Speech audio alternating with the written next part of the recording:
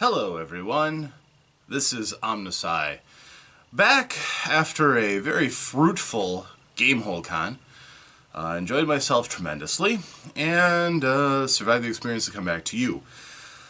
The experience was slightly marred by engine troubles in my vehicle, so I wasn't able to go for Sunday's festivities.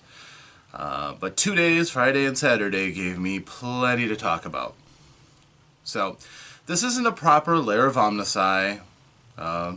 My game space is still pretty much occupied from last Thursday night's game, so things are a little more ad hoc, but I thought you might be interested in what my experiences were like there.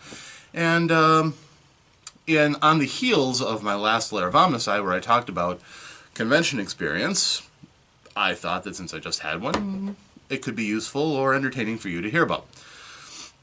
So, this is GameHoleCon 2016. So, and in case you're wondering, I'm not a DM today. I was an explorer of the con, so I'm wearing my pith helmet. Deal. Alright, so first of all, getting to the con, Madison isn't that terribly far away from where I live. So, for the most part, it was relatively straightforward with the GPS. The downside was getting there had a ton of fog. So my timetable was set back a little bit, but I didn't miss any gaming, and it was an experience.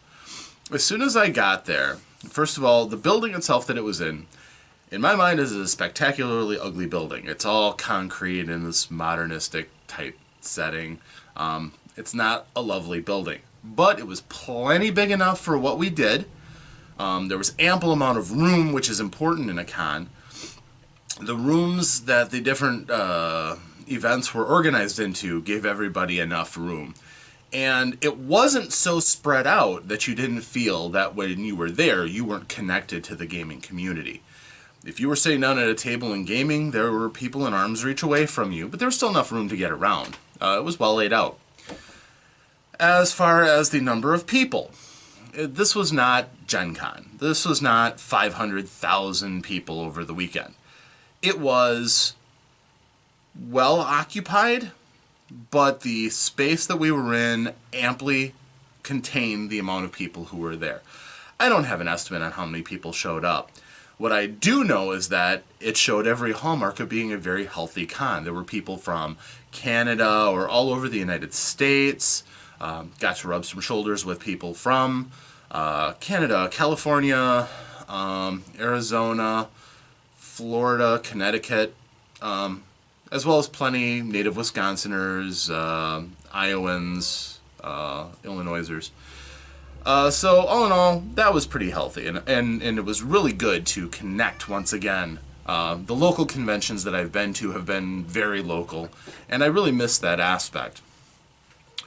Also, another thing that immediately added punch is, as soon as I walked in, Ed Greenwood, the creator of the Forgotten Realms campaign setting and a very respected author and gaming advocate, was right there talking to a group of friends. That really, having VIPs there just really adds punch to any convention. If you are going to create your own convention, I recommend getting them. They're worth their weight in gold, and the number of people they will attract to your convention. And the fact that he was running events and everything just made it that much cooler.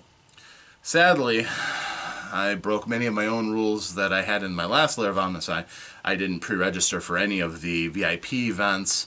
I was there primarily as just going in, exploring the convention from very much just dropped in and see what can be done. And I wasn't disappointed. I had a good time regardless of not being able to, say, run in a 3D adventure with Stefan Pokorny from Dwarven Forge, or play with Ed Greenwood or any of the other VIPs.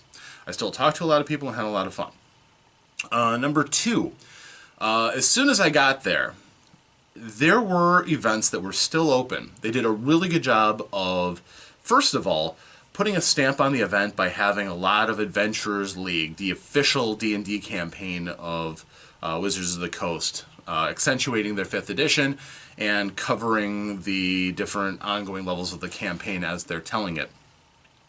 I'll cover this in a later episode about 5th edition Dungeons & Dragons, but I do appreciate that they have an annual season where they turn out product and support the ongoing storyline that they're trying to present. I actually like that better than a scattershot approach. Everything is guided, everything is gated and guarded, and they make sure that the progression goes along with their plan rather than just unleashing a flood of splat books and devil may care exactly how it turns out. Kind of what killed 3rd edition in my honest opinion. So that was fun. As soon as I got there, I got into an event right away. I got into an Adventurers League game. One of the things they did to make sure that there was always something to do is many of the Adventurers League games were a 2-hour block with an adventure that was realistically designed for an hour, but you can oftentimes count on a party to stretch things out either by getting to know each other or taking some odd approaches to things. It takes a real driven group to get through a 1-hour session in 1 hour only. And we didn't, in any of my games, actually hit the exact mark that the adventure was designed for. So my very first character that I grabbed was a pre-gen, because I didn't come there with anything. And I got a Dragonborn Sorcerer, pre-generated. Nice character. Decent range of spells, Magic Missile, Ray of Frost is the offense, Shield Spell, True Strike. Solidly kitted out. Dragonborn of Silver Dragon, so I had Breath Weapon. First group that I was in had a DM who was fairly on top of his game, knew what he was doing, and our encounter was a relatively straightforward. You go through the opening avenues of ingress into the dungeon, get through a couple of traps, and then, boom, you have the big challenge at the end that if you think it through, it's not that big of a challenge. And in that adventure, I pretty much was the only person who made the saving throw at the end so that I wasn't bedazzled by the end boss and made the inroads on defeating it. I like to think I was probably an MVP of that one.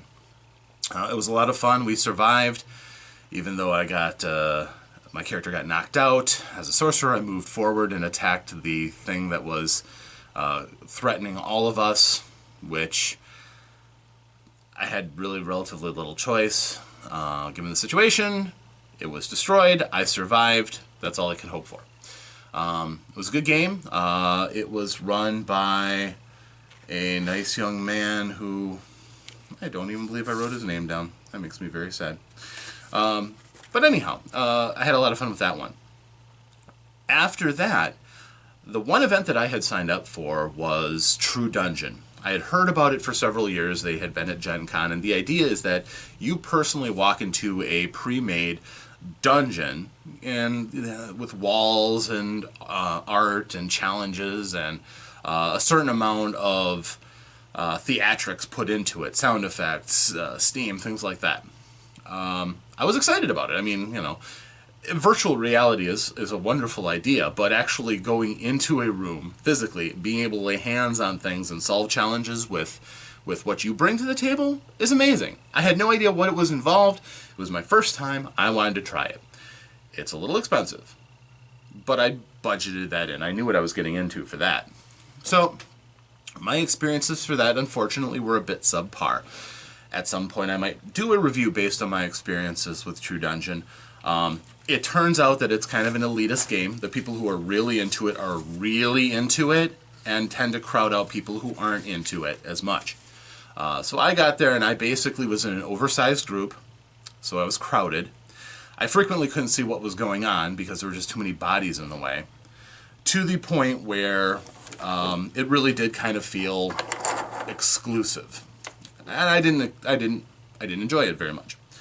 That being said, I can see why people like the game. They have a novel approach to combat. Treasure and items are these little puck-like disc tokens.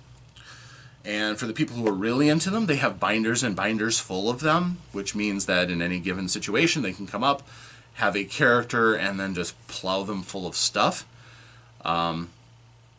Which, is interesting. I came out with my character sheet because the one of the other players had numerous of an item which gave a bonus to experience. My character got to start at 5th level. I played a ranger. Realistically, though, the group was so big, I never really got threatened in combat. We walked through it, if nothing else, on the strength of our group. But it was, like I said, subpar performance, subpar experience. I'm not going to say I don't recommend it. I'm just going to say, unless you want to commit to it, it's something to do once and possibly never do again. I might someday do it again if the opportunity presents itself. Hopefully, just get lucky and get in with a different group. But it's all right, and it has a very tight-knit community. There were groups trading tokens and rehashing old experiences, and that was kind of nice. But as an outsider, didn't really get into it that much.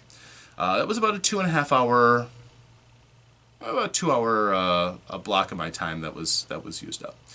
Another thing that was really nice about this convention is my home friendly local gaming store goes to all of these shows. The owner himself was there, a good friend of mine. His name is Bob Moses, wonderful guy. Always, if you're into the hobby and you want to get your hands on something that's maybe out of print or old, Bob Moses' Chimera Hobby is a great resource for people looking for things like that. He's got warehouses full of stuff, and he's just a really good guy to know.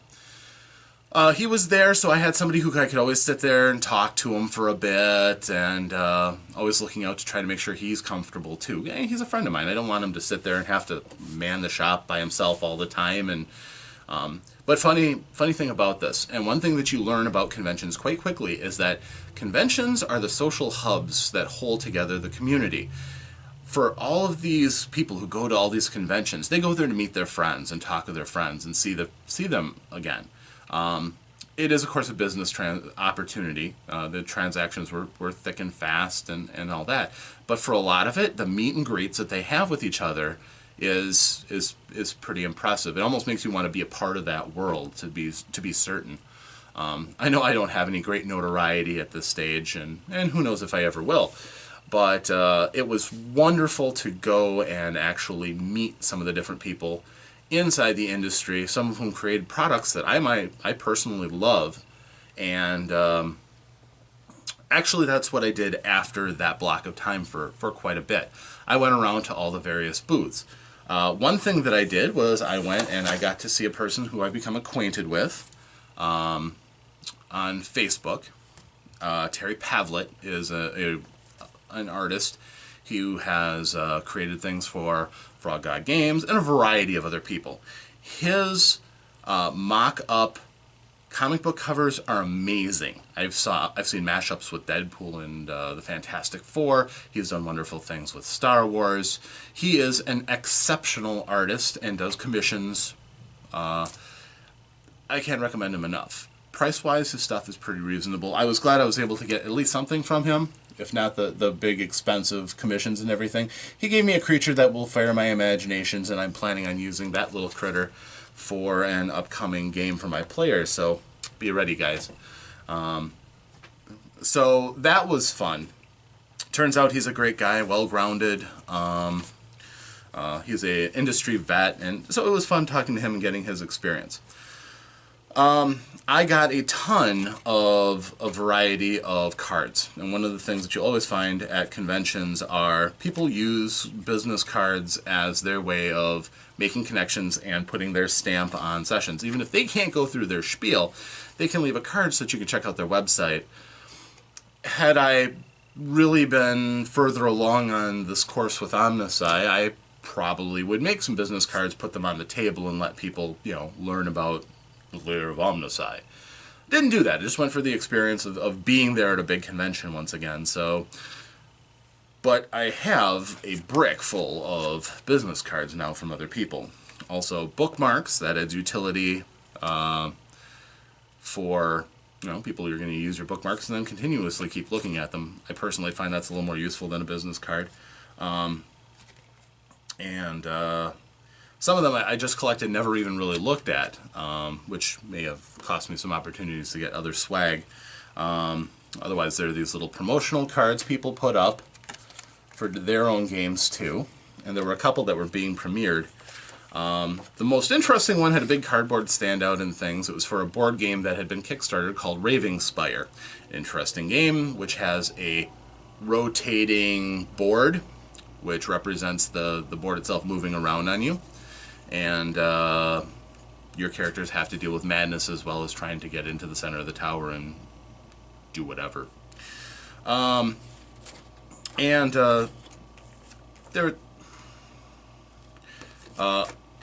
of the biggest things was seeing all the new products coming out. Things like a new book for kids tying in with D&D called Dungeonology. A lot of these pop-out books that they came with in the series are wonderful. I have several of them. Dungeonology is direct D&D stamped onto it. And it's time for a little break because I've got to take care of something, and I will be right back. Alright, back from the break. As this is not a proper layer of OmnusI, this is all being shot at one time with minimal editing, just so I can pass on my experiences, so I apologize for the furnace running in the last time. That would not have been the case had this been a proper layer of OmnusI. So, at any rate, going back to my experiences at GameHoleCon, because I had pre-registered, I could avoid the big line of people who were looking to get in, and I think I paid a little bit less as a result. I was also able to pick up my new friend, the plushy stuffed boulet, Landshark, nom nom noms, who is adorable. He was designed by John Kovalik, and I knew I had to have him, so I got him. Also, I was fortunate enough to be able to pick up last year's exclusive plush that they apparently had extra of. I believe he's also designed by John Kovalik, and that is Derpy the Owlbear, who is... One of the things that really got me excited about GameHoleCon was seeing Derpy from the prior year at my favorite local gaming store and saying, ooh, he's cool, how can I get one of those? Well, now I have one and I'm happy about that. So they did have some available, I'm grateful for that. I also got my badge right away, which, nicely done. It's a good gaming badge which will go on top of all of my other ones from Gen Con on. An additional thing that was interesting about GameHoleCon, John Kovalik, who is the person who's responsible for things like Dork Tower, and also the artist who did the majority of the art for the Munchkin series, has his own mini convention nested right along into the convention, which he calls Dorkstock. And so it gave a chance to meet him. He's a very nice guy. We'll talk to anybody. Definitely not an industry snob. Got a cool little button. Got to talk to some people. Didn't really do any events with Dorkstock. Not because I don't love his work and support John, but I had a lot to do. An additional reason why I went to GameHoleCon, or I was excited about GameHoleCon, was an online friend who I've met through Facebook named Eric Tenker. He's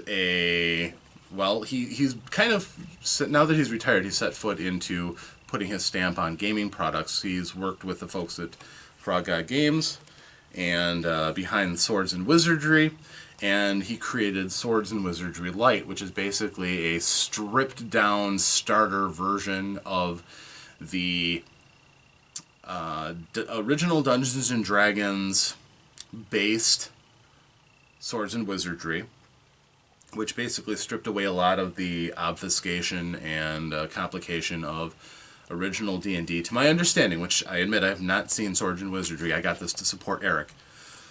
But what he did end up making was a functional starter role-playing game that can get you through 3 levels of adventures.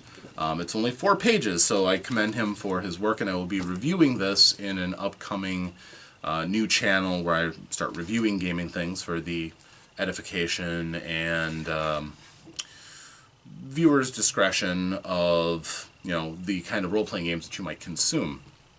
It's a solid work. Works as a DM screen. All the player stuff is on one side, stuff DM might use is on the other. It's a nice work, and I'm glad I got a hold of it. As soon as I walked up to the guys at Frog God Games, told them, hey, I'm looking for Swords and Wizardry Lite, they handed me a copy, said, here you go. It's free. There's a PDF online, free to download. It's nice. It's I'm not going to go in anymore because I'm going to review it, but I was able to get a hold of that, and I'm very happy about that. Also got to talk to the folks at Frog God Games. Again, really nice people, passionate about their craft, as most of the people are. That's the wonderful thing about gaming conventions. These people are not there to bullshit you. They know that the people who share their fascination are really, generally, decent people who don't need to be talked into a lot. They're knowledgeable about what they do. There wasn't a single person there who I felt was just there to shill product, and they were really nice, reasonable people. I got to meet Chuck Wright, who has his name all over a lot of products in gaming. Another very nice person, very easy to talk to. Chatted with him for what felt like an hour. I know it wasn't that long, but I was glad I was able to meet him. So he was definitely one of the highlights in the con for me. In addition, I also went over to Kenzer & Company that had a booth, and one of my favorite content creators, Jolly Blackburn, who created the Knights of the Dinner Table comic series, was nice enough to autograph my Knights of the Dinner Table 1. So I've got that squirreled away. And I got to talk to them about game design. Scott Johansson of their design team, I got to talk to him extensively about what their goals were for 5th edition Hackmaster, which they've put out recently. Not gonna lie, I was really surprised the direction they went. 4th edition, or the basic Hackmaster that came out originally, and I still have the player's handbook that I bought so that I could take part in a Hackmaster game, was very tongue-in-cheek, original Advanced Dungeons and Dragons with their world and the humor that they had in their game mashed into it. I thought that was charming. I find these days Advanced Dungeons and Dragons just be too crunchy with too many rules, and that was the case with Hackmaster too. It was the humor that made that even more, made it fairly bearable. I never really delved into Hackmaster extensively, but I appreciated what they tried to do. 5th edition, basically they put on their big boy pants because they're designers. They aren't there just to make a spoof of somebody else's work. With 5th edition, they went and they took some of the tone of the older Hackmaster, but they made a solid thumping game out of it with attention to the kind of things that they wanted to focus on. For example, not hitting that plateau where all of a sudden nothing challenges you until you get to godlike level challenges. I had a very good conversation with Mr. Johansson about their design and their vision and all the different things that they wanted to make sure was in their newest edition of Hackmaster. And I like to say that from what I saw, it looked quite positive. The books are somewhat intimidating because they have these wonderful special edition 3-book series, Player's Handbook, DM's Handbook, and Monster Manual. And they're beautiful books. I just didn't bring enough money for them, and I wish I could. Again, too, my gaming slate is pretty full, and I don't know when I'd ever get a chance to use them. They look beautiful on my shelf, but I have a lot of love for the guys at Kenzer & Company. I think they put out some fantastic things. Maybe someday I will get a copy so I can review it at the very least and read and get a good smile out of that stuff, and maybe someday run a game on it.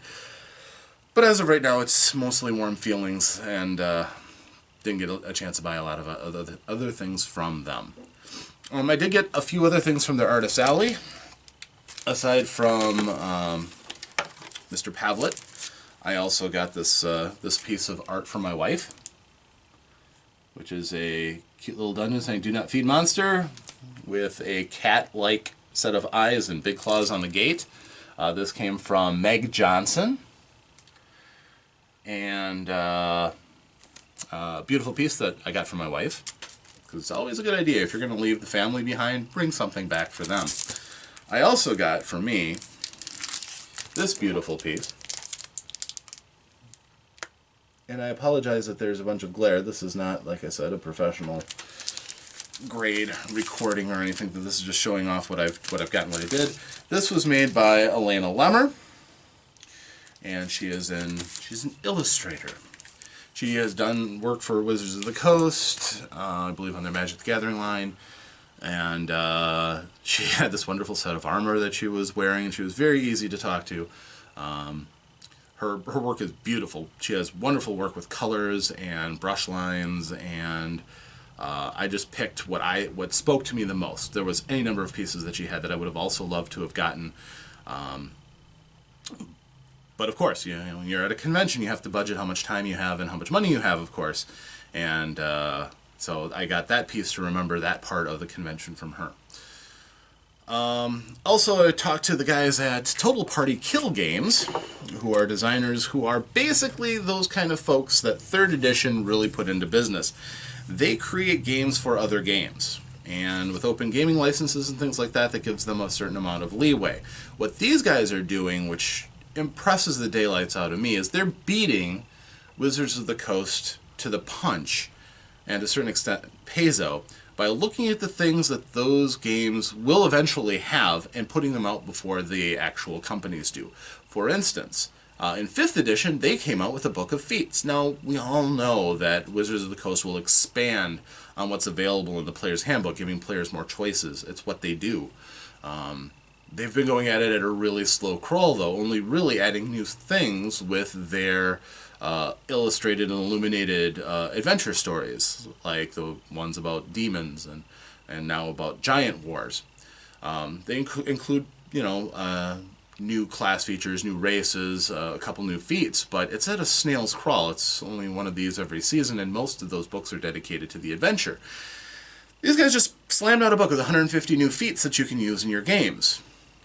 That's something that Wizards of the Coast will probably eventually do, but these guys beat them to the punch. While I didn't buy any of their books themselves, I didn't spend a lot of time reading them. It's something I'm not really looking to expand with a bunch of third-party stuff, but I appreciate what they're doing. Giving people more options and more choices is a great thing. And giving people resources, like new monsters and adventures, is great for people who are going to use those kind of things. What I did buy from them, though, is a card game called Geeks vs. Harsh Reality, which I'm going to be using with my gaming group from time to time. It is basically Cards Against Humanity for people who are geeks and gamers. All about geek culture. I'm not going to give any descriptions because I generally try to keep my channel pretty light as far as family friendliness, and some of the stuff in there isn't totally family friendly, but it's the kind of humor that me and my friends will enjoy. So, as far as the actual gaming, I told you that right away I got into an Adventures League game. It lasted an hour and a half. I did 4 total of the Adventures League games. That's little bite-sized snippets. I created a character for Saturday, a Dwarven Fighter, and played him in 1 game. But it turned out that my Sorcerer got most of the play time, and he leveled up to 2nd level. Yay. So that was fun, but honestly, not very satisfying. The quality of the Game Masters was all over the board. The experience with my fellow players, as you're going to have with a pickup group, also all over the board. One group on Saturday was a whole family was involved in this game. Nice when you can cherry pick your players and then you know that your seats are going to be full. That's a good thing in a convention. But the problem was these people were all so used to their own style that anybody who came into the group was going to have to fit to their style, which I didn't have a problem with. I'm very flexible. It could definitely have freaked some people out, although we had an enjoyable group. Before, most of the games, okay, you guys all get together and you're here. This one, we all got introduced character by character because the role playing for this group, this family, was very important. And I found that to actually be quite endearing. They were very comfortable to be around after a while. The father, the patriarch of the group, talked in his Scottish accent through the entire thing and was very boisterous for his druid character. They had some very interesting ideas going into the game, stuff that their characters had, because they were all experienced characters. They were 3rd levels and such. So, these characters had experience with the Dungeon Master. They had things that were going into perpetuity. And as somebody, just rolling up with my 1st level Sorcerer, it was a little hard to penetrate into that group, but it was still fun. We had a blast. I got to roleplay it along with them. It didn't feel strained or forced. That was a fun group. Another group that we were in, this was the one playing my Dwarven Fighter. Immediately, I was my usual boisterous self when I'm playing a dwarf. Yeah, celebration of the combat, and I tried to stay away from the awful stereotypical Scottish accent that I usually pull off with dwarves. But when the DM asked, "Do any of you speak Giant?" my character said, "I speak Giant. If you hit them in the toe with your axe, they're gonna pay attention." And he threw me a point of inspiration right away. He said, anybody who role plays and gets into character like that, I'll give inspiration for all day long, which was nice, having that understanding that he appreciated that somebody was going to role play in what is generally a fairly tactical dungeon press. So that was good. You had some things like the player who always laughed, even when things weren't that funny, the exact same laugh every time, so it sounded kind of forced. That got a little annoying. But for the most part, it was fine. But it was relatively unsatisfying. These little quick hit things are good for a con. They give lots of people lots of opportunities to play these games. And like I said, I played enough of them that I did level up one of my characters, so that was nice. The dwarf worked. He's not incredibly strong and not incredibly a great fighter, but he's very durable and can stand as a wall as good as anybody. That was okay. But what really hit it off, the highlight of the con for me, and I think I've shown you most of the things that I have of any great interest. Oh yeah, one other thing too I wanted to show you. I got this from Goodman Games. This was kind of a neat idea for me. This is a scratch-off adventure, and I bought 3 of these cards for each, my wife and my son, myself. And basically, the idea is the monsters and everything are fairly random. You scratch off the experience levels of your 3 adventurers, a warrior, a thief, and a wizard, and then you go in and you scratch off the path of entrance that you want to take, find out what monster is waiting or not waiting for you there. Maybe it's a trap. And then you scratch off a spot for a predetermined result of the combat, so that you can add up the total to your adventurer that's going to tackle that particular monster or challenge and see if you overcome it. If you don't, your character dies. You tear into the card over that character, and then you continue to progress. We all got to the end. Really, it's hard not to. You'd have to fail at all 3 levels of the dungeon in order to not win. So we did. We all got to the end. We all lost 1 character along the way. That's how it worked. All in all, it was neat. It was $1 each of these.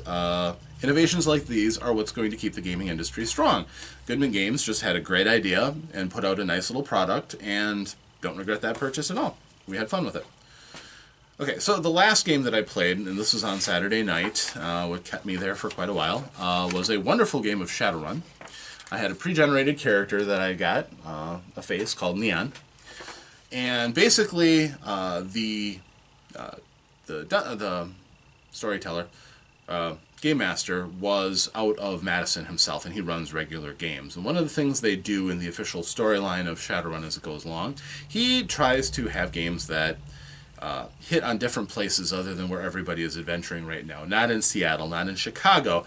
We were in Mumbai, formerly Bombay, in India. And our mission was a snatch and grab. I'm not going to go bore you with the details and everything, but we were supposed to get an important electrical package out from this lab. And I haven't had that much fun playing Shadowrun ever, which is interesting because I've played a fair amount of Shadowrun, not extensively, but a fair amount here and there. And these guys, I've never met any of them before. Completely outside of my circle and everything. We head-shedded the problem together. We talked, we debated, we came up with ideas, and all told, we came up with the most out-of-the-box way I could ever think about doing a Shadowrun. For those of you not familiar with Shadowrun, it's a high-tech world. It's Earth, but we were in the year 2074. Cybernetics are real, but magic came back to the world, so you have elves and dwarves and orcs and trolls, as well as humans, and big corporations rule pretty much everywhere now. So when we went and we had to get this, we had to use all of our different resources. Fortunately, one of our group members was a full-blooded Sioux shaman who had a bunch of spirits, which we used to conceal the package. We didn't really have anybody on the technical side. We were mostly guns and magic and personality. So I got us into the place so we could kind of reconnoiter it, see what they had, realize security wasn't all that much of a problem as long as we could avoid the reinforcements. So what we did is we hired a decker, a hacker, who got us into the building, defeated their security, enough for us to get to the package, and then he had to leave. So we used magic to conceal it. I got out with only having to incapacitate a pair of guards. The guys who were into enemy, who were more combative, basically came up with non-lethal options for taking out these low-level guards who really weren't that much of a difficulty to us. And to make the extraction pretty painless, I still can't believe this, we basically contracted a Bollywood street performance in front of this lab, which completely blocked up any traffic for ongoing police. And we extracted the package underneath the streets, up the basement of a Bollywood theater, brought it out to a waiting float. It was a big Ganesh, elephant-headed god float, and put it in the float because we had specially had it made to take this package, and then we just drove it out. No problems. I've never had a Shadowrun that didn't have a major problem or hitch. But the game master said, "Yeah, I've got everything here. We laughed, we had fun, it was a blast." And honestly, it's one of the strongest things about conventions, what makes them, to me, some of my favorite experiences. Just being able to get together with gamers and experience gaming and break outside of your comfort zone and meet new people and try new things. It was a lot of fun. Do I have any regrets for the con? Yeah, there were some games that I wanted to try. I wanted to try Amazing Swordsmen and Sorcerers of Hyperborea. I didn't get to do that. There were some other interesting games that I kind of wanted to try. I kind of wish the True Dungeon was more interesting for me. I had a lot of hope set up for it, but our group was just too big, and a couple of the puzzles were kind of really ticky-tacky, I thought. There, for the most part, I had a really good time. I can't wait to do this again. I will definitely follow my own advice, order up in advance. I really do want to do some VIP stuff. I would love to rub shoulders with people like Stefan Picorni and Ed Greenwood and people like that. I also regret that I did not get a chance to meet with Mike Merles and Jeremy Crawford and Chris Perkins, the PR and design team for 5th edition Dungeons & Dragons. Wanted to, got into a game and never got a chance to get back to them. So I'm a little disappointed with that, but it's relatively minor. I had fun. I had a lot of fun. I definitely got my money's worth out of the convention. And if any of you have any questions, if I was vague and something that you were interested in, let me know. I'd be glad to tell you while it's still fresh in my mind, especially. So that was fun. And remember, any of you who are running conventions, who ever see this, if you ever want to make me a guest for a convention, arrange for me to come, I would gladly give a review of my experiences to my legions and legions and legions of subscribers and viewers. When I have legions and legions of subscribers and viewers. So, thank you for listening. This is OmnusI once again from my basement. Thank you for paying attention, and I hope that you were inspired. Safe adventures, everyone.